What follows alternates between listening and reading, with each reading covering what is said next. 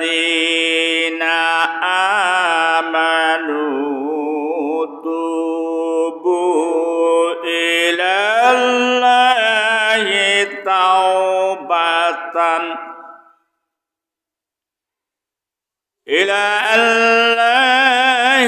توبة نصوحا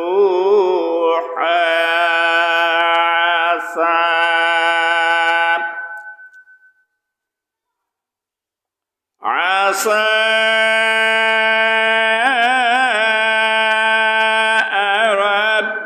ربكم أن يكفر عنكم سيئاتكم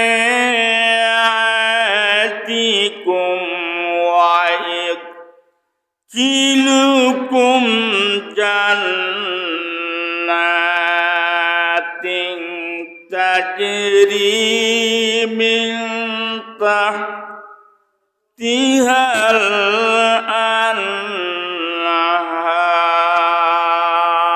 الأنهار صدق الله العظيم.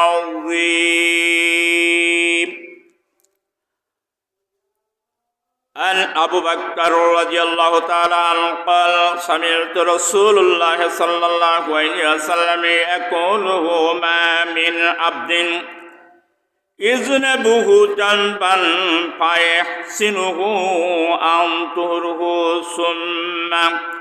ثم فرق هذه آية إلى آخر الحديث رواه ابن ماجه. إن الله وملائكته يصلون على النبي يا أيها الذين آمنوا صلوا عليه وسلموا تسليما.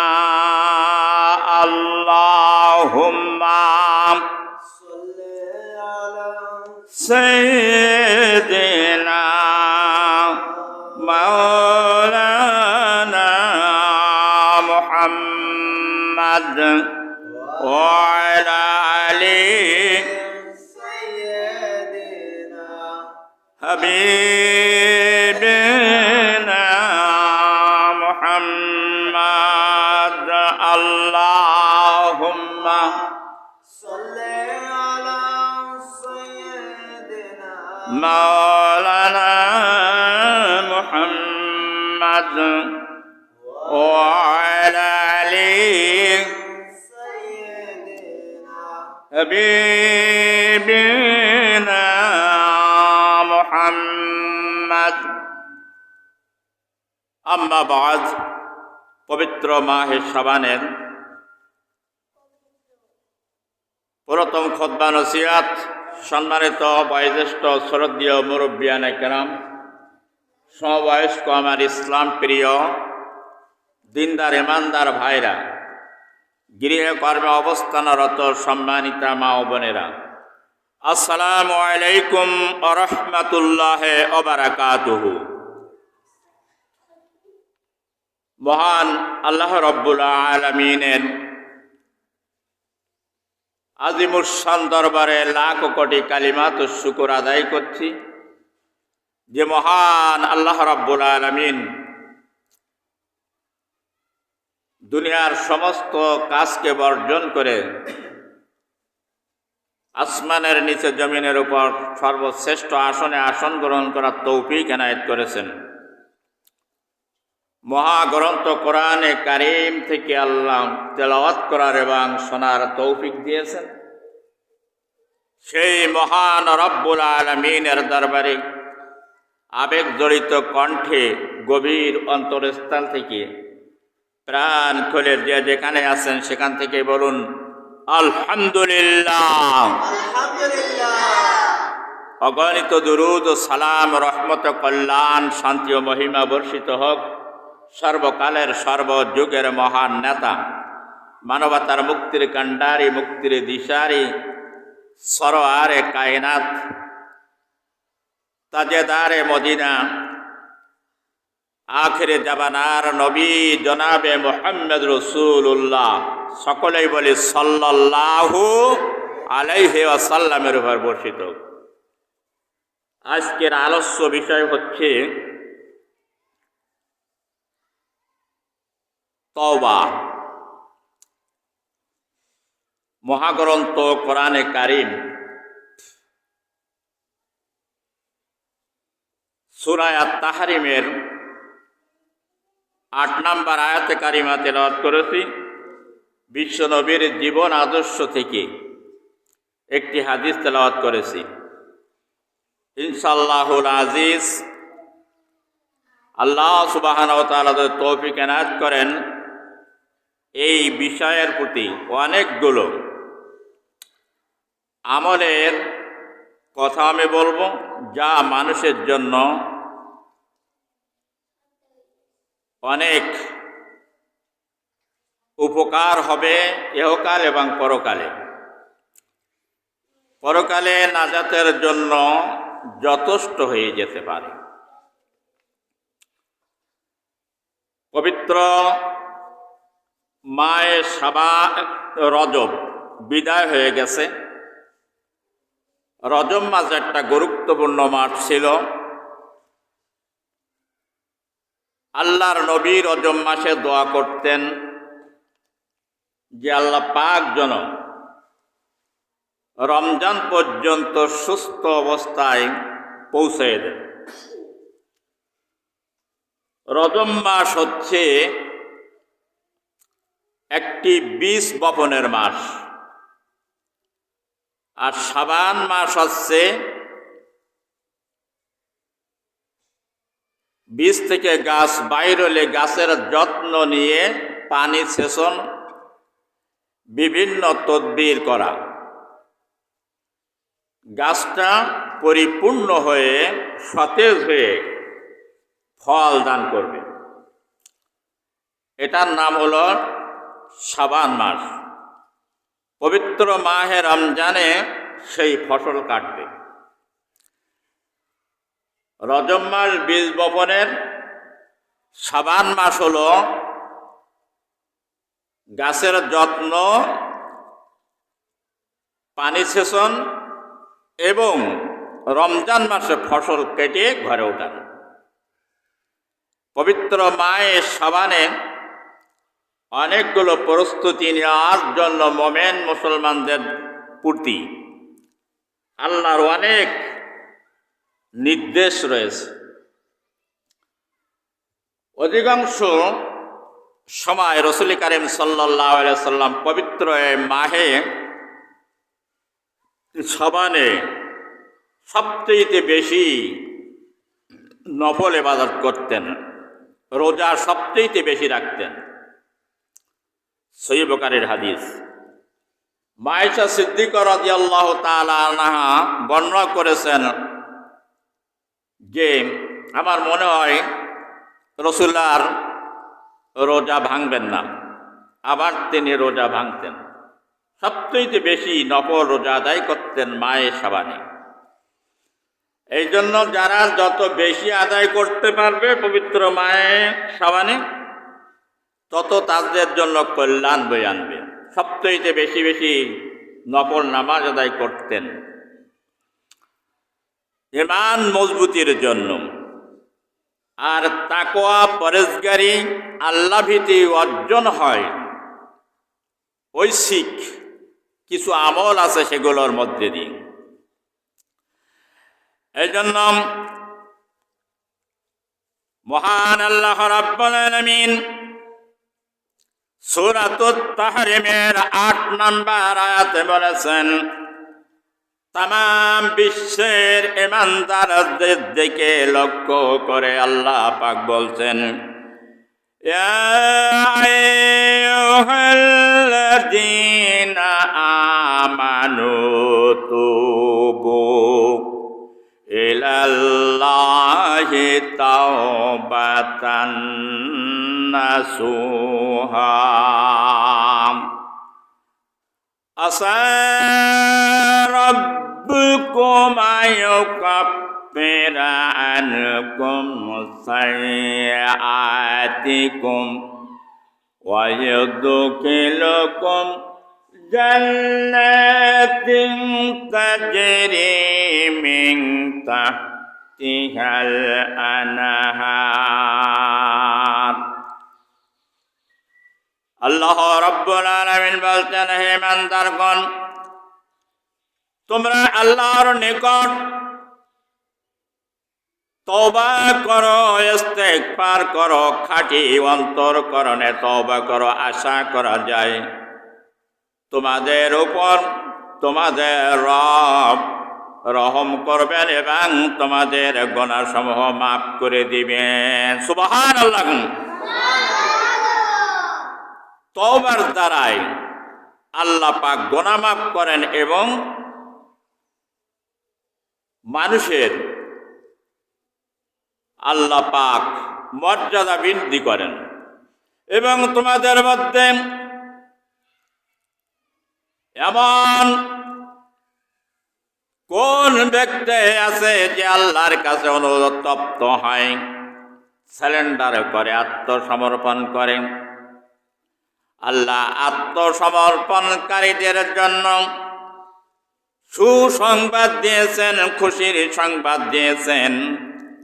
আল্লাহ পাক বলছেন, আনুকুম সাইয়্যাতিকুম ওয়া ইউদখিলুকুম জান্নাতিন তাজরি মিন তাহতিহাল আনহার। তোমাদেরকে এমন জান্নাত সমূহ দান করা হবে, এমন জান্নাতে প্রবেশ করানো হবে যার পাদদেশ দিয়ে তলদেশ দিয়ে ঝর্ণা সমূহ প্রবাহিত হতে থাকবে। দুধের ঝর্ণা, মধুর ঝর্ণা এবং স্বচ্ছ পানির এবং শরবতের ঝর্ণা, এমন জান্নাত তোমাদেরকে দান করা হবে। বিশ্বনবী বলেছেন,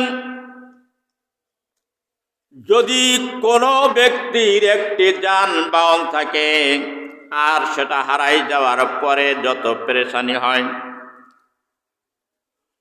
ফিরে পাওয়ার পরে যত খুশি হয়, আমার আল্লাহ রাব্বুল আলামিনের নবী বলছেন, একজন বান্দা বা বান্দি গুনাহ করার পরে যখন খাঁটি অন্তরকরণে আল্লাহ সুবহানাহু ওয়া তাআলার দরবারে আত্মসমর্পণ করে, ওই হারাই যাওয়া জিনিস খুঁজে পাওয়ার পরে যত ওই ব্যক্তি খুশি হলো, তার চেয়ে হাজার হাজার গুণ বেশি খুশি হন তওবাকারীর উপরে। চিৎকার মেরে বলেন সুবহানাল্লাহ। তাহলে অনুশোচনা আল্লাহ পছন্দ করেন।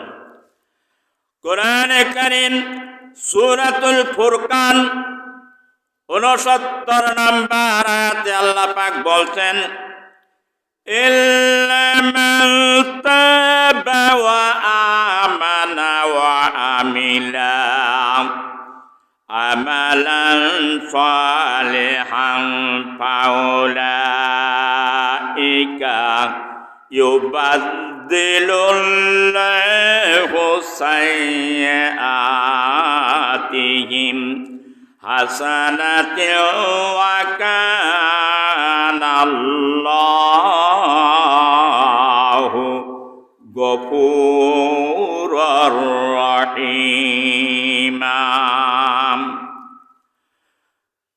তবে যে ব্যক্তি তওবা করে এবং ঈমান জানে এবং সৎকর্ম করে, পরিণামে আল্লাহ তাআলা তাদের পাপগুলোকে নেকি দ্বারায় পরিবর্তন করে দেন। চিৎকার মেরে বলেন সুবহানাল্লাহ।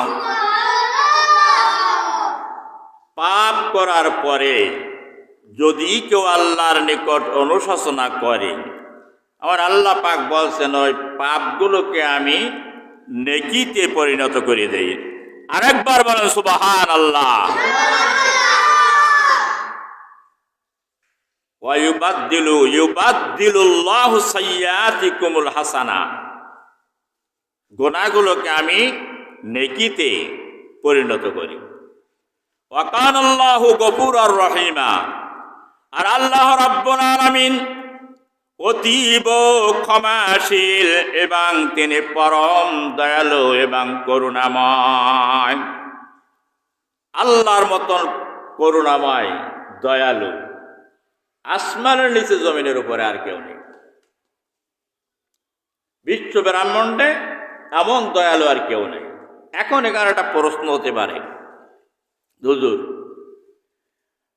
চুরি করেছি, ডাকাত করেছি, খুন করেছি, হত্যা করেছি, গুম করেছি, মানুষের জিনিস আত্মসাৎ করেছি, ইজ্জত লণ্ঠন করেছি, এখন যদি তওবা করি তাহলে তো নেকিতে পরিণত হয়ে যাবে।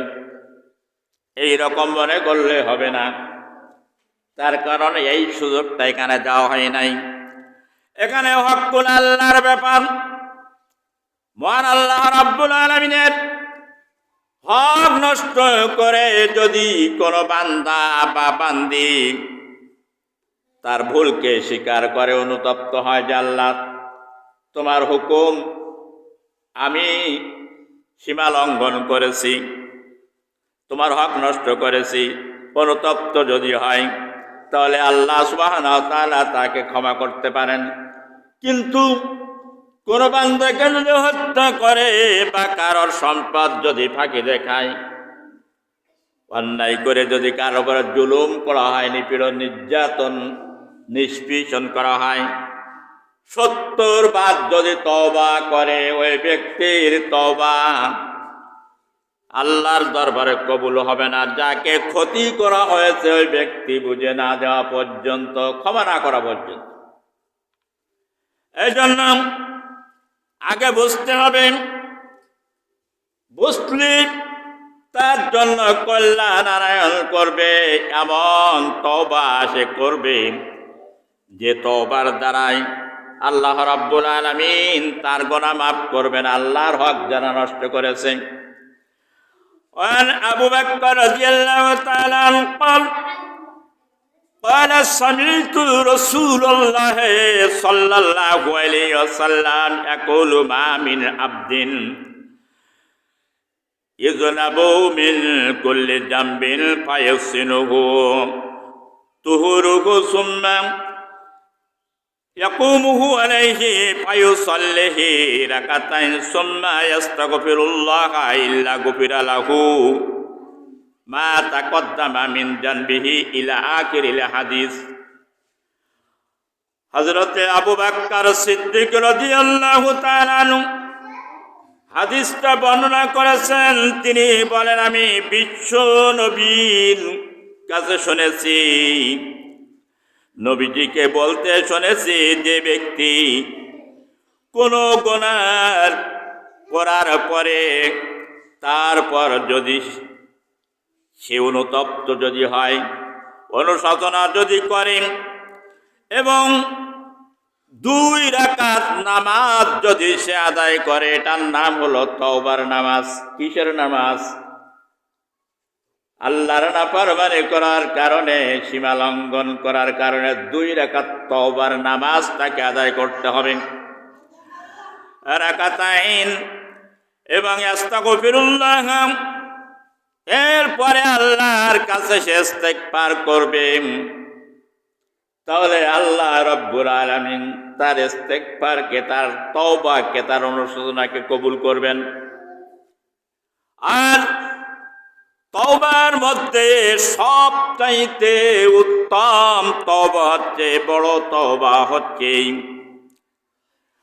আবু দাউদ শরীফের 5079 নাম্বার হাদিস, ইবনে হিব্বানের 2022 নাম্বার হাদিস, সাইয়্যিদুল ইস্তিগফার যাকে বলা হয়, আল্লাহুম্মা আনতা রাব্বি লা ইলাহা ইল্লা আনতা খালাকতানি ওয়া আনা আবদুকা ওয়া আনা আযিকা ওয়া আযিকা মাস্তাতাতু আবুদু ওয়া আনা মিন শাররি মা সানাতু আবু লাকা বিযানবিকা ফাগফিরলি ফাইন্না লা ইয়াগফিরু ইল্লা যুনুবা ইল্লা আনতা। হাদিস শরীফে বলা হয়েছে, এই সাইয়্যিদুল ইস্তিগফার অর্থ বুঝে কিনের সঙ্গে যে ব্যক্তি ফজরে নামাজের পরে যে ব্যক্তি ইস্তিগফার করে, ওই দিন যদি ওই মারা যায়, আল্লাহ রাব্বুল আলামিন তাকে জান্নাতি হিসাবে কবুল করবেন। চিৎকার মেরে বলো সুবহানাল্লাহ। যদি কোনো ব্যক্তি মাগরিবের সময় সাইয়্যিদুল ইস্তিগফার যদি করে, সবে সাদেক হওয়ার আগে যদি ওর মৃত্যু হয়, তাহলে ও জান্নাতি হবে। চিৎকার মেরে বলেন সুবহানাল্লাহ। এই জন্য সাইয়্যিদুল ইস্তিগফার প্রত্যেকটা মুমিনের একান্ত করা দরকার, করবে। আর তওবা করবে, নিটুর তওবা, তওবাতুন নাসুহা। আমি একটা ইনস্টান পেশ করি।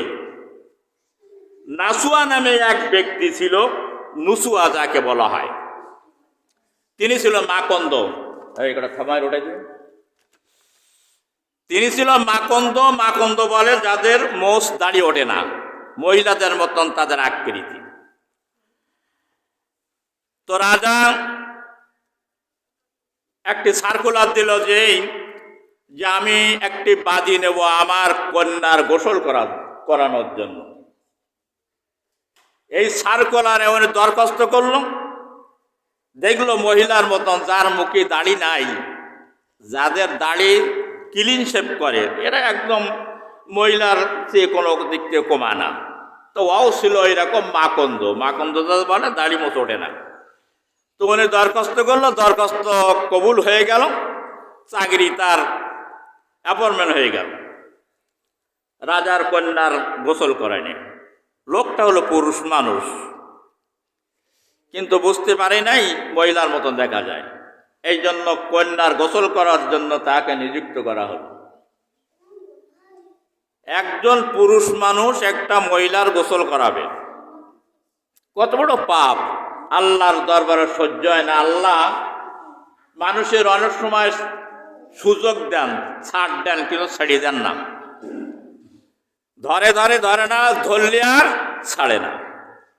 পাপ করতে করতে যখন সীমা লঙ্ঘন হয়ে যায়, তখন আল্লাহ তাকে ছেড়ে দেয় না, অ্যাটাক করে ফেলায় সঙ্গে সঙ্গে। ঘটনাক্রমে একদিন রাজার কন্যার সেন হারায় গেল। যাওয়ার পরে ওই রাজ দরবারের যত কর্মচারী আছে সকলের তালাশ করার জন্য তিনি অর্ডার দিয়ে দিলেন যে সবার কাছে তালাশ করো, চেক করো, দেখো। যখন এক ঘরের ভিতরে নিয়ে লাইন দিয়ে দাঁড় করাই চেক করা শুরু করল, নসুয়া মনে করেছেন যদি আজকে আমি এই চেক করতে করতে যদি প্রমাণ হয়ে যায় যে আমি একজন পুরুষ মানুষ, মহিলার বেশ ধারণ করে আমি রাজার কন্যার গোসল করাই, তাহলে আমাকে জাল্লাদ দিয়ে একেবারে চিরতরের মতন দুনিয়ার থেকে বিদায় করে দেওয়া হবে। চিন্তা এসে গেল। এখন উনি মনে মনে আল্লাহর কাছে অনুতপ্ত হলো, ও আমার মাবুদ রে, আমার মাওলা, তুমি এই বিপদ থেকে আমাকে রক্ষা করো। আমি যদি এই বিপদ থেকে রক্ষা পাই, জীবনে এইরকম আর তোমার নাফরমানি আর করব না। এই তওবা করল অনুশাসনে, আল্লাহর দরবারে কান্নাকাটি করা শুরু করে দিল। কয়েকজনের পরে তার চেক করা হবে। মহান আল্লাহ রাব্বুল আলামিন তার তওবাকে কবুল করে নিলেন। এরপরে ওই যে সেন্টিং একটি পাখির মুখে অর্থাৎ কাকের ঠোঁটে করে নিয়ে ওই ছাদের পরে খেলতে যেয়ে হারাই ফেলেছিল। আল্লাহ পাক বললেন, ফেরেশতা পাঠিয়ে দিয়ে বললেন, যা ফেরেশতা এই সেন্টটা রাজ দরবারের সামনে ফেলাই দিয়াই। রাজার রাজ দরবারের সামনে ফেলাই দিল। রাজা ওটা দেখে জান্নাতকে বলে দিল, যিনি চেক করতে আসেন ম্যানেজারকে বলে দিল যে আর চেক করার প্রয়োজন নাই, কারণ সেন পাওয়া গেছে। চিৎকার মারে বলা সুবহানাল্লাহ। নসুয়া বলে জনমের মতন বেশি গেলাম, তুই জুমান তাসা ইজ্জত দান করার মালিক হলো আল্লাহ, ও তুজিল্লু মান তাসা বেইজ্জতি করার ক্ষমতা হলো আল্লাহর, তিনি হচ্ছেন মালিক। বলল রাজ দরবারে যে বলল, রিজাইন দিয়ে বলল, রাজামশাই মহারাজ আমি আর আপনার চাকরি করব না। বলে কেন, কি হয়েছে? বলে না আমি আর চাকরি করব না। নসুয়া বিদায় হয়ে চলে গেল। জঙ্গলে যে গাছের পাতা খায় আর বলে যে ও আমার নফস, আমার মন, জীবনে আর অন্যায় পথে পা বাড়াইও না, অন্যায় দিকে যেও না। গাছের পাতা খেয়ে বাঁচবে, কিন্তু আল্লাহর কোনো নাফরমানি করবে না। চিৎকার মেরে বলা সুবহানাল্লাহ। দৃষ্টান্ত দিলাম তওবা কাকে বলে, খাঁটি তওবা অন্তরকরণে। হাঁসের মতন বারবার তওবা করলে তওবা কবুল হয় না। তওবা করলাম আর গুনাহ করলাম, হবে না। এই জন্য এটার নাম হলো তাওবাতুন নাসুহা। একটা দৃষ্টান্ত ইনস্টান আমি পেশ করলাম। আল্লাহর বান্দা বান্দিরা, বান্দা যখন গুনাহ করার পরে এরকম অনুশোচনা হয়, আমার আল্লাহ সুবহানাহু ওয়া তাআলা তার খাঁটি অন্তরকরণে তওবা করলে তার তওবাকে কবুল করে নেন। এর নাম হলো কি? সালাতুত তওবা। 2 রাকাত নামাজ আদায় করে তওবা করবে আল্লাহর কাছে খাঁটি অন্তরকরণে। আমি যে হাদিসটা পেশ করলাম ইবনে মাজাহ শরীফের 1395 নম্বর হাদিস। এরপরে ইবনে তিরমিজি শরীফের 1521 নম্বর হাদিস, আবু দাউদ শরীফের 1523 নম্বর হাদিস, তিরমিজির 403 নম্বর হাদিস তেলাওয়াত করলাম। এতক্ষণ ধরে আমি যে কথাগুলো বুঝালাম হাদিসের দৃষ্টান্ত দিয়ে, তওবার অনুশোচনা এইভাবে করে প্রত্যেকটা মুসলমান নরনারী তওবা করবে। এরপরে হলো সালাতুল হাজত। সালাতুল হাজতের নামাজ সম্পর্কে আমি আপনাদেরকে বুঝাবো। আন মাসরুক রাদিয়াল্লাহু তাআলা ক্বালা সাআলতু আন আয়েশা রাদিয়াল্লাহু তাআলা আনহা আন সালাতিহি রাসূলিল্লাহ সাল্লাল্লাহু আলাইহি ওয়াসাল্লাম ফাকুলতুহু লাহা আইয়ুহু হিনাহা কানা ইউসাল্লি ক্বালাত কানা ইযা সামিয়া সাউমি সুকু কমা ফায়ুসাল্লিহি ফাকুলতু লাহুমা আইয়ুহিন। রাহুল আবু দাউদ। আবু দাউদ শরীফের 1319 নম্বর হাদিস বর্ণনা করলাম। আল্লাহর বান্দারা শুনে রাখুন, মাসরুক থেকে বর্ণিত আয়েশা সিদ্দিকা রাদিয়াল্লাহু তাআলা আনহা কাছে প্রশ্ন করলেন, আল্লাহর নবী যখন কোন অসুখ, কোন বিসুখ বা কোন বিপদের সম্মুখীন যখন হতেন, তখন নবীজির কি আমল ছিল?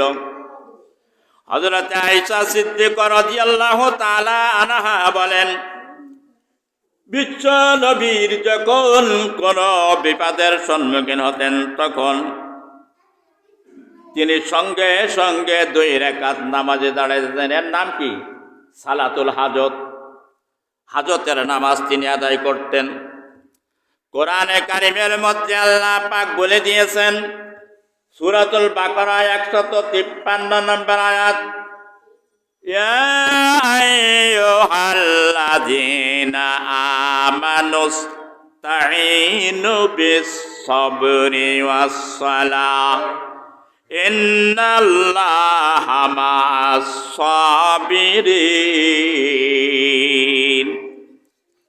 হে ইমানদার ব্যক্তিরা, তোমরা যখন কোনো বিপদের সম্মুখীন হও, রোগের সম্মুখীন হও বা মুসিবতের সম্মুখীন হও, কোনো অত্যাচারের সম্মুখীন হও, রোগ শোক আযাব বা কোনো গজবের সম্মুখীন যখন হও, সঙ্গে সঙ্গে আল্লাহর সঙ্গে তোমরা মোলাকাত করো, যোগাযোগ করো। চিৎকার মেরে বলো সুবহানাল্লাহ। তার কারণ বিপদে পড়লে ইমানদার বোঝা যায় কে ইমানদার আর কে মুনাফিক। বিপদের সম্মুখীন হলে মানুষ সঙ্গে সঙ্গে মানুষের দ্বারস্থ হয়, কোন মানুষটার কাছে গেলে আমার বিপদ মুক্তি হবে। মানুষ কি বিপদ মুক্তি করতে পারে নাকি? কেউ বিপদ মুক্তি করতে পারে না। বিপদ মুক্তি করতে পারে কে? একমাত্র আল্লাহ।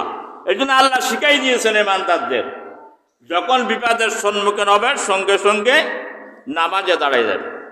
আমানুস্তাইন, আল্লাহর কাছে সাহায্য হবে, বিসবরি ওয়াস সালাহ, ধৈর্য এবং নামাজের মাধ্যমে আল্লাহর সাহায্য প্রার্থনা করবে। মহান আল্লাহ রাব্বুল আলামিনের দরবারে বান্দা যখন এই দরখাস্ত পেশ করবে, আমার আল্লাহ রাব্বুল আলামিন ওই বিপদ বা মুসিবত দূর করার জন্য আল্লাহ পাকের আরশে জোশ মেরে ওঠে তার রহমতের দরজায়। সুতরাং ওই বিপদ দূর করার জন্য আল্লাহ রাব্বুল আলামিন যথেষ্ট হয়ে যান। চিৎকার মেরে বলেন সুবহানাল্লাহ। এই জন্য আয়েশা সিদ্দিকা রাদিয়াল্লাহু তাআলা আনহা বলছেন, বিশ্ব নবী যখন কোন বিপদের সম্মুখীন হতেন সঙ্গে সঙ্গে তিনি নামাজের দাঁড়াই যেতেন, নামাজের পাবন্দি করতেন, সঙ্গে সঙ্গে আল্লাহর সঙ্গে যোগাযোগ করতেন। আল্লাহর নবীর এক স্ত্রী মারা গেলেন, ইকরামা রাদিয়াল্লাহু তাআলা হাদিসটা বর্ণনা করেছেন। সঙ্গে সঙ্গে শোনার সঙ্গে সঙ্গে তিনি নামাজে দাঁড়াই গেলেন। চিৎকার মেরে বলো সুবহানাল্লাহ। আর আমরা হলে কি করতাম? স্ত্রী মারা গেছে, পাজাকো ধরে চিল্লা চিল্লি করতাম মাটিতে গড়াই। বিশ্বনবী স্ত্রী বিয়োগের মতন বড় বেদনা আর কি হতে পারে? সঙ্গে সঙ্গে নামাজে দাঁড়াই আল্লাহর সঙ্গে তিনি মোলাকাত করেন। নামাজ কি? আসসালাতু মিয়ারাজুল মুমিনিন, মোমেনদের জন্য নামাজ হলো মিয়ারাজ, আল্লাহর সাক্ষাৎ। তাই আল্লাহর সঙ্গে যোগাযোগ করছেন। আয়েশা সিদ্দিকা বলেন, বিশ্ব নবীর আমল ছিল এইরকম, আইয়ুহিনা কানা ইউসাল্লি ক্বালাত কানা ইযা সামিউ ও সারাকাহা কামা ফাসাল্লা, সঙ্গে সঙ্গে নামাজে দাঁড়িয়ে যেতেন। আল্লাহর নবী হাদিস শোনেন, আন আয়েশা সিদ্দিকা রাদিয়াল্লাহু তাআলা আনহা ক্বালা নবী সাল্লাল্লাহু আলাইহি ওয়াসাল্লাম ফি বাইতিহি ওয়াসাকা ফাইসাল্লু জালিসুম, রাওয়াহুল বুখারী। বুখারী শরীফের 688 নম্বর হাদিস, 1113 নম্বর হাদিস, 1236 নম্বর হাদিস, মুসলিম শরীফের 412 নম্বর হাদিস। আল্লাহর নবী সঙ্গে সঙ্গে নামাজের দ্বারস্থ হতেন। তিনি অসুস্থ যখন হয়ে গেলেন, তিনি বসে বসে তিনি নামাজ আদায় করতেন। 3টি হালতে মানুষ নামাজ আদায় করতে পারবেন। আল্লাহ 3টি হালতের কথা বলেছেন। যখন মানুষ দাঁড়িয়ে নামাজ আদায় করবে, কমা পুরাপুরি সব হয়, পরিপূর্ণ। অসুস্থ যখন হয়ে যাবে, এরপরে ওই ব্যক্তি বসে পড়বে, বসে বসে সে নামাজ আদায় করতে পারবেন। এরপরে অন্য মাসালার ভিতরে বলা হয়েছে, যদি জ্ঞান থাকে, হুঁশ থাকে, ইশারায় হইলেও নামাজ তাকে আদায় করতে হবে। চিৎকার মেরে বলেন সুবহানাল্লাহ। কোন অবস্থাতে মুসলমান নামাজ ছাড়তে পারবে না। সুতরাং সব জ্ঞান থাকা পর্যন্ত নামাজ তাকে ক্ষমা করা হবে না। এই জন্য আয়েশা সিদ্দিকা বললেন যে তিনি যখন অসুস্থ হয়ে গেলেন, জালিস শব্দর অর্থ তিনি বসে বসে তিনি নামাজ আদায় করে নিতেন। জামাতেও বসে নামাজ আদায় করেছেন, তিনি কক্ষতে বসে হুজরায় বসে নামাজ আদায় করেছেন। আল্লাহর বান্দারা শুনে রাখেন, আল্লাহ যাকে কল্যাণ চান তাকে তিনি বিপদ এবং মুসিবতের সম্মুখীন করেন। অনেক সময় আমরা মনে করি বিপদ আসলে, রোগ হলে, শোক হলে ওর পাপের শাস্তি হচ্ছে, যে পাপ করেছে তার শাস্তি। এই কথাটা হলো কুফুরি কথা। কেননা মানুষকে আল্লাহ রাব্বুল আলামিন ঈমানদারদেরকে হাদিসে সহিহ হাদিসে বলা হচ্ছে, সহিহ আল বুখারী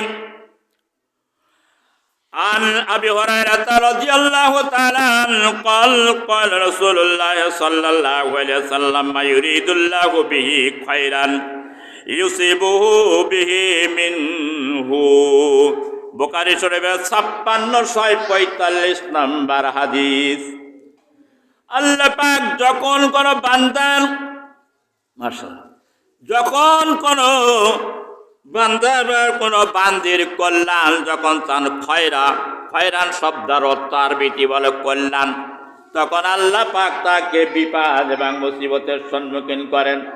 বিপদ দিয়ে আল্লাহ পরীক্ষা করেন, রোগ দিয়ে পরীক্ষা করেন, মুসিবত দিয়ে পরীক্ষা করেন, জানমাল দিয়ে আল্লাহ পরীক্ষা করেন। জানের ক্ষতি হয়, মালের ক্ষতি হয়, অসুস্থতা আসে।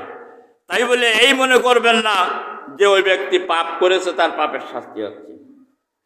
যাকে আল্লাহ ভালোবাসবে না, দুনিয়ায় তার একটা মুসিবতও দেবে না, রোগ হবে না, বিপদ আপদ হবে না।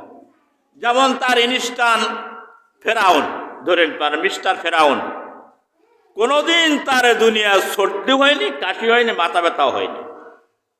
মিস্টার ফেরাউনের চুপাই মেরেছে নদীতে, এখনো আছে মিশরে জাদুঘর। আর আল্লাহ রাব্বুল আলামিন কোন বান্দা এবং কোন বান্দির যদি ভালোবাসেন, আল্লাহ তার মুসিবত দিয়ে পরীক্ষা করবেন। মুসিবতের 5টা পরীক্ষা তার হবে ইমানদার হইলে। সূরাতুল বাকারায় 152 নম্বর আয়াতে বলা হয়েছে। সময় স্বল্পতার কারণে আমি বলবো না, তবে আল্লাহ যাকে ভালোবাসবে তার দুনিয়ার থেকে তার পাপ তার মোচন করাই নেবে মুসিবত দিয়ে। এখন মনে করেন একটা শিশু বাচ্চা, ও তো কোনো পাপ করে নাই, কিন্তু তার কেন রোগ হলো? আল্লাহ পাক কোন শিশুর মর্যাদাকে বৃদ্ধি করার জন্য আল্লাহ পাক তার রোগ দিয়ে দেন। চিৎকার মেরে বলেন সুবহানাল্লাহ। ওর গোনা মাফের জন্য না, ওর আছে আল্লাহ সম্মান বাড়াবার জন্য রোগ দেয়। অনেক সময় নাবালক শিশুদের রোগ হয় না, মুসিবত হয় না, বিভিন্ন সমস্যা আল্লাহ এই জন্য।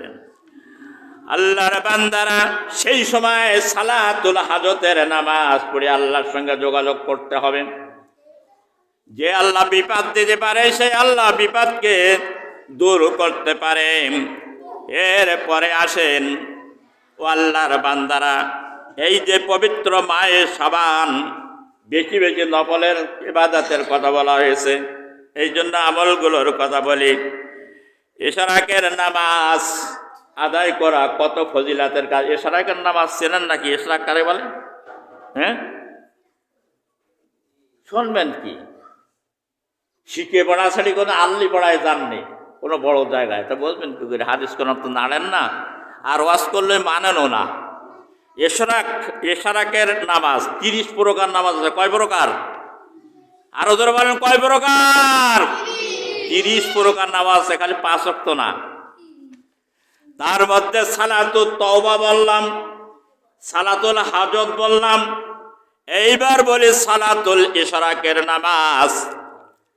ফজরের নামাজ আদায় করার পরে কোনো ব্যক্তি যদি ওই যায় নামাজে বসে থাকে, বাজে কথা যদি না বলে, জিকির আজকার যদি করে, সূর্য উদয়ের 23 মিনিট পরে যদি 2 রাকাত নামাজ যদি আদায় করে, এই নামাজের নাম হলো ইশরাকের নামাজ। ইশরাকের নামাজ যদি কেউ আদায় করে, আল্লাহ নবী বলছেন, মা মুআজ ইবনে আনাস ইবনে জুহানিয়া বিহি আন্না রাসূলুল্লাহ সাল্লাল্লাহু আলাইহি ওয়াসাল্লাম ক্বালা মান ফাকাদাহা ফি মুসাল্লিহি حين ينصره من صلاته الصبح حتى يصبح ركعتين من ضحاه لا يقوله إلا خير غفر له وخطاياه وإن كانت له أكثره من جبره البحر চিৎকার মেরে বলেন সুবহানাল্লাহ। আবার আল্লাহর নবী বলেন, আবু দাউদ শরীফের হাদিস 1287 নাম্বার হাদিস, 1289 নাম্বার হাদিস, মিশকাত শরীফের 1317 নাম্বার হাদিস তেলাওয়াত করলাম। কোন ব্যক্তি যদি এশারেকের নামাজ যদি আদায় করে, তাহলে সমুদ্রের ফেনা তুল্য যদি তার পাপ থাকে, তাহলে আল্লাহ রাব্বুল আলামিন তার পাপকে মাফ করে দেন। কোন সুবহানাল্লাহ। যদি বলেন তাহলে তো 2 রাকাত 4 রাকাত পড়া যাবে, তো 2 রাকাত এশারের নামাজ পড়লে সব গুনাহ মাফ হয়ে যায়। জীবনে অনেক চুরি করেছি, ডাকাত করেছি, বদমাইশি করেছি, খুন করেছি, হত্যা করেছি, জখম করেছি, তাহলে এটা পড়াই ভালো। এটা ভুল বুঝলে হবে না, ব্যাখ্যা বুঝতে হবে। তার কারণ বাংলাদেশে ওলামায়ে কেরামেরা ওয়াজ করে, কিন্তু ভেদ ভেঙে যায় না, যে মানুষ বিপদের সম্মুখীন হয়। জীবনে যত সগীরা গুনাহ করেছেন, এশারেকের নামাজ আদায় করার পরে আপনার জীবনের সগীরা গুনাহগুলো আল্লাহ মাফ করে দেবেন। কোন সুবহানাল্লাহ। আল্লাহ হাদিসে বলা হয়েছে, উমরা হজ, হজের মৌসুম ব্যতীত যে হজ করা হয়, এই হজটার নাম হলো উমরা হজ। আগে 1,30,000 টাকা লাগতো উমরা হজ করতে, আর ফরজ হজ করতে 6,60,000। এখন কমিয়ে এসে উমরা হজ যদি যান তাহলে 50,000 টাকায় করে আসতে পারবেন, আর ফরজ হজ যদি করতে যান 5 লাখের ভিতরে হয়ে যাবে। তো এখন যদি কোনো ব্যক্তি এশারেকের নামাজ যদি আদায় করে, তাহলে একটি উমরা হজের সওয়াব তার আমলনামায় লেখা হয়। চিৎকার মেরে বলেন সুবহানাল্লাহ। আল্লাহর বান্দারা, অনেক কথা বলার ছিল, সময় স্বল্পতার কারণে সংক্ষেপ করে দেয়। এরপর আসেন এশারেকের নামাজের পরে আছে চাষতের নামাজ। কখন পড়ে জানেন নাই? কখন? বলে হুজুর জীবনে শুনি না, আজকে আপনার মুখে শুনছি। মশলা জানি আমরা, ছোটোখাটো টামাওলা না, আমরা লেখাপড়া না জানলেও, কিন্তু এইসব নামাজের কথা শুনি নাই। চাষতের নামাজ সকাল 9টা থেকে 11টার ভিতরে পড়া যাবে, 11টার মধ্যে, এরপরে ওয়াক্ত। তো এর নাম বলে চাষতের নামাজ।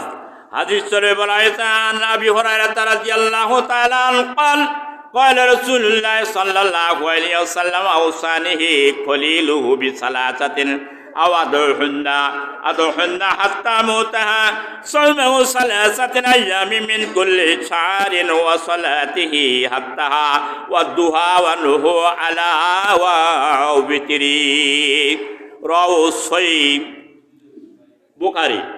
কথা বলেন না, সহিহ বুখারীর হাদিস তেলাওয়াত করলাম। 1278 নাম্বার হাদিস, 1981 নাম্বার হাদিস, মুসলিম শরীফের 721 নম্বর হাদিস এবং মুসলিম শরীফের 722 নম্বর হাদিস তেলাওয়াত করলাম। এশারেকের নামাজ সম্পর্কে হযরত আবু হুরায়রা রাদিয়াল্লাহু তাআলা আনহু হাদিসটা বর্ণনা করেছেন। আল্লাহর নবীর জলিল কদর সাহাবী হযরত আবু হুরায়রা বলে, আমার খলিল, খলিল অর্থ হলো দোস্ত, বন্ধু। বললে আমার খলিল, আমার দোস্ত বিশ্ব নবী মুহাম্মদুর রাসূলুল্লাহ বলেন সাল্লাল্লাহু আলাইহি ওয়াসাল্লাম। বললে আমার 3টে ওসিয়াত করলেন। কয়টা? 3টে ওসিয়াত করলেন। হযরত আবু হুরায়রা বলছেন, 1 নম্বর ওসিয়াত হচ্ছে, ও আবু হুরায়রা, মৃত্যুর আগ পর্যন্ত এই 3টি আমল কোনোদিন ছাড়বে না। 1 নম্বরে হচ্ছে কি, সালাসাতা আইয়ামিন, প্রতি মাসে 3টি করে রোজা রাখবে, 13, 14, 15, প্রত্যেক মাসে। রমজান মাসে তো রাখা লাগবে না, রমজান মাসে তো এমনি হয়ে যায় পুরো মাসটাই। 11টি মাস ধরে প্রতি মাসে 3টি করে রোজা রাখবে। রাসূলুল্লাহর আমল ছিল এটা। 13, 14, 15। 2 নম্বর আমল হচ্ছে আল্লাহর নবী আমার বলেছেন মৃত্যুর আগ পর্যন্ত আমলটা ছাড়বে না। সেটা হচ্ছে এই মিন কুল্লি শাহরিন ওয়া সালাসাতি দুহা, চাষতের নামাজ কোনোদিন ছেড়ে দিবি না।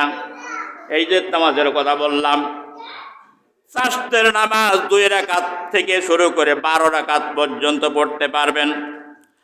মৃত্যুর আগ পর্যন্ত এই নামাজটা তুমি আমল করবে। 3 নম্বরে আমল হলো ওয়াল সালাতু মিন নওমিহি আলা বিতরি, বিতর নামাজ আদায় করার পরে কোনো গল্প গুজব করবে না। এটা একটা আল্লাহর নবীর আমল। বিতর নামাজ আদায় করার পরে ঘুম যাবে। আর বিতর নামাজটা আদায় করার সবচেয়ে উত্তম হলো শেষ রাত্র তাহাজ্জুদের পরে, এটা হচ্ছে শেষ নামাজ। কিন্তু তাহাজ্জুদ পড়ার অভ্যাস যদি কারোর না থাকে তাহলে এই রাত্রিতে বিতর আদায় করে শোবে। এই 3টি আমল বিশ্বনবী হযরতে আবু হুরায়রা রাদিয়াল্লাহু তাআলা আনহুকে শিক্ষা দিয়েছিলেন। চিৎকার মেরে বলেন সুবহানাল্লাহ। আল্লাহর বান্দারা, এরপরে শেষ অবস্থায় চলে আসছে চাষতের নামাজ আদায় করবেন। তার রুহু মরে যাওয়ার পরে ইল্লিনে থাকবে। কোথায়? ইল্লিনে। কোরআনে কারীম সূরা মুতাফফিফিন আয়াত নম্বর হচ্ছে 7। আল্লাহ রাব্বুল আলামিন বলছেন কাল্লা ইন্না কিতাবা আবরারা লাফি ইল্লিন। অর্থাৎ মানুষ মারা যাওয়ার পরে রুহুটা 2 জায়গায় যায়। পাপিষ্ঠ রুহু যায় 7 জমির নিচে, তার আমলটা। আর নেককারদের আমল উঠবে ইল্লিনের 7 আসমানের উপরে। সূরা মুতাফফিফিনের আল্লাহ রাব্বুল আলামিন বলে দিয়েছেন যে ইশরাকের নামাজে, এই চাষতের নামাজের আমল যাদের থাকে ধারাবাহিকতা, তাদের আমল নামাটা উঠবে ইল্লিনে। চিৎকার মেরে বলেন সুবহানাল্লাহ। আল্লাহর বান্দা আমলের পরে নির্ভর করবে নাজাতের জন্য, আর আল্লাহর রহমতের উপর নির্ভর করবে। এছাড়া নাজাত হবে না, নাজাতের কোনো লাইন নাই। আজকে বললাম, বিস্তারিত আলোচনা ছিল, বলতে পারলাম না স্বল্প সময়ের ভিতরে। কতকগুলো আমলের কথা বললাম, এগুলো আপনারা কি বুঝতে পেরেছেন? কথা বলে না, সবাই বুঝতে পেরেছেন? বোঝার জন্য চেষ্টা করবেন, আমল করার জন্য চেষ্টা করবেন। আমলের ফলাফল ইনশাআল্লাহ তাআলা আল্লাহ তাআলা দান করবেন, এটা বিরেতে যাবে না। তার কারণ ফামাইয়ামাল মিসকালা জাররাতিন শাররা ওয়া মাইয়ামাল মিসকালা জাররাতিন খায়রাই ইয়ারা। জাররা পরিমাণ গুনাহরও শাস্তি হবে, আর জাররা পরিমাণ নেকিরও পুরস্কার হবে। এজন্য কোনো আমল ছেড়ে দেওয়ার জন্য চেষ্টা করবেন না। আল্লাহ সুবহানাহু ওয়া তাআলা আমাকে, আপনাদের এবং গোটা দুনিয়ার মুসলমানদেরকে আল্লাহ তাআলা আমল করার তৌফিক যেন দান করেন। সবাই চিৎকার মেরে বলেন আমিন।